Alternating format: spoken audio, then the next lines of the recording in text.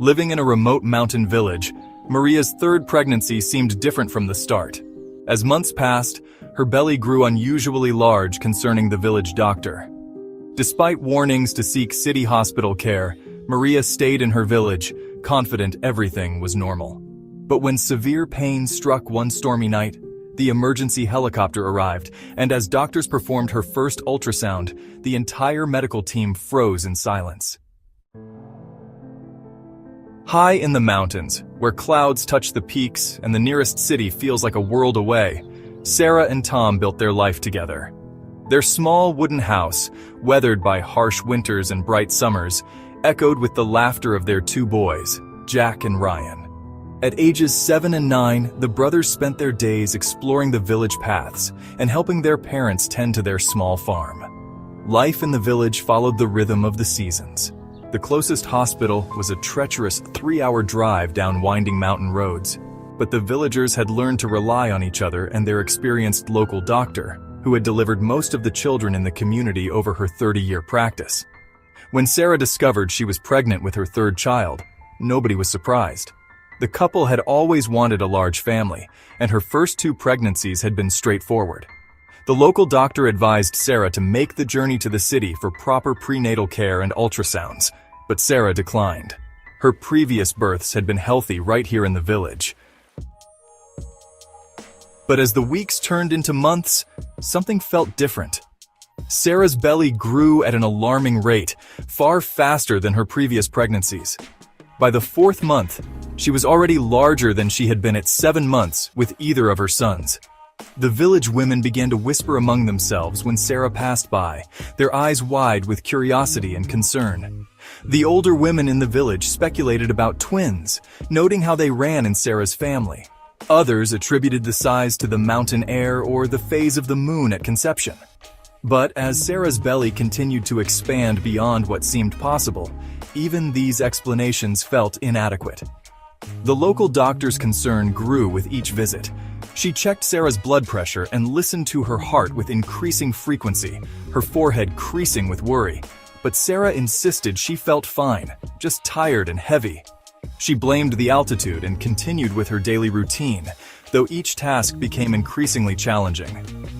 Jack and Ryan watched their mother's transformation with a mixture of worry and fascination. They took on more responsibilities around the house, fetching water from the well and helping their father with the heavier chores. When Sarah needed to rest, which became more frequent as the days passed, the boys would sit beside her bed, sharing stories about their adventures in the village. By the 7th month, Sarah's condition had become critical. Her belly had grown so enormous that she could barely move from her bed. Simple tasks like getting dressed or reaching for a glass of water became monumental challenges. The village doctor now visited twice daily, checking her vital signs and growing increasingly alarmed at what she observed. Tom would stand in the doorway of their bedroom, watching his wife struggle to find a comfortable position to sleep. The worry lines on his face deepened with each passing day. The local doctor had begun sleeping in her clinic, ready to respond at a moment's notice if Sarah needed help. Late one evening, everything changed. Sarah's blood pressure, which had been steadily rising over the past weeks, suddenly spiked to dangerous levels. She began experiencing intense abdominal pain unlike anything she'd felt before. The local doctor, arriving for her evening check, took one look at her patient and knew they had run out of time. The situation demanded immediate evacuation to the city hospital. The doctor contacted Mountain Rescue through the emergency satellite phone, and within minutes, a medical helicopter was dispatched to their remote village. Jack and Ryan watched from the window as the helicopter appeared over the mountain ridge, its rotors echoing through the valley. Their mother looked pale and vulnerable as the medical team carefully lifted her into the aircraft. The boys had never seen such fear in their father's eyes as he watched the helicopter lift off, carrying his wife toward the distant city lights. The flight through the mountain passes was tense. The medical team worked continuously to stabilize Sarah's condition as her blood pressure continued to climb and the pain intensified. Every minute felt like an hour as they raced toward the city hospital. When they finally reached their destination, a team of specialists was waiting. Sarah was rushed directly to the ultrasound room, her first ultrasound of the entire pregnancy. As the technician moved the probe across her enormous belly, the room suddenly fell silent. The technician's hand froze, and their eyes widened in disbelief. More doctors were called in. Soon, the small room was crowded with medical staff, all staring at the screen in stunned silence. The images revealed something so extraordinary that the chief of obstetrics had to be summoned from his home. Sarah's condition was deteriorating rapidly. The medical team knew they had to act fast, but the complexity of what they were facing required careful planning. Every available specialist in the hospital was called in.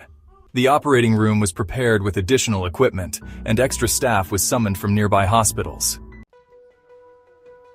The local news began reporting on the unusual activity at the hospital. Journalists gathered outside, sensing that something extraordinary was unfolding behind those walls. But inside, the focus remained entirely on saving Sarah and what the ultrasound had revealed. An emergency C-section was the only option.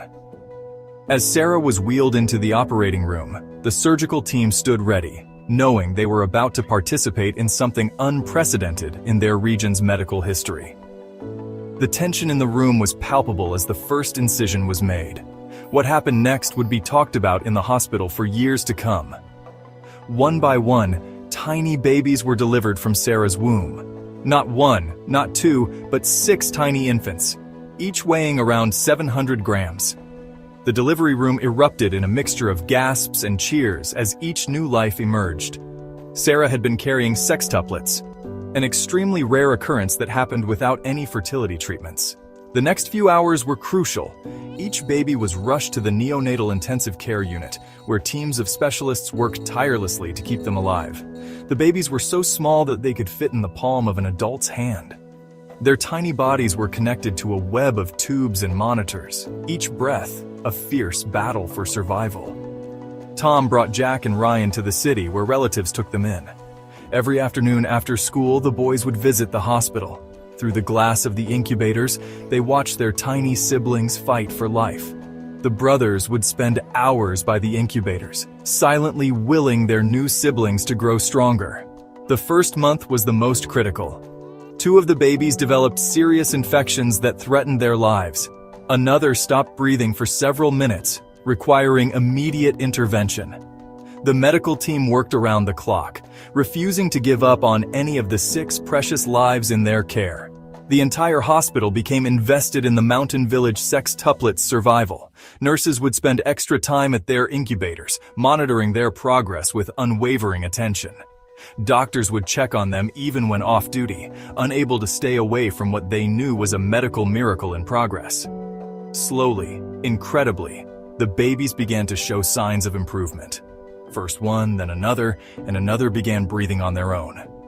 Their weight began to increase, gram by precious gram. By the 3rd month, all 6 had doubled their birth weight.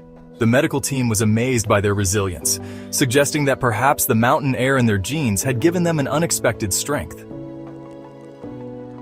7 years have passed since that fateful night. In Sarah and Tom's mountain home, a remarkable photograph sits on the mantelpiece. It shows their 6 healthy, smiling children sitting together on the living room couch. 5 energetic boys and 1 bright-eyed little girl, each bearing the same strength that helped them survive those first crucial months. The living room barely contains the joyful chaos of 8 children, but Sarah and Tom wouldn't want it any other way. The sextuplets, who now run through the village streets playing games and causing mischief just like their older brothers once did, have become a symbol of hope for the entire community. Their story serves as a reminder that sometimes the biggest miracles come in the smallest packages, and that with love, determination, and the right medical care, even the most challenging situations can have a beautiful ending. And you, what would you do if you discovered you were carrying 6 tiny miracles?